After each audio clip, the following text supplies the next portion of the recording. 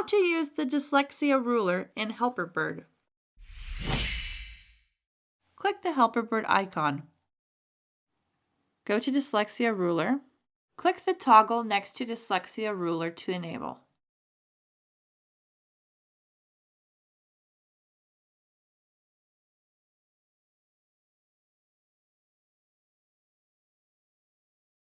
Here you can also change the height, position, and color of your ruler.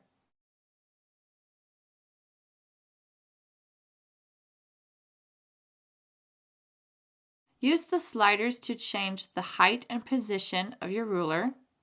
Click Save to enable your new choices.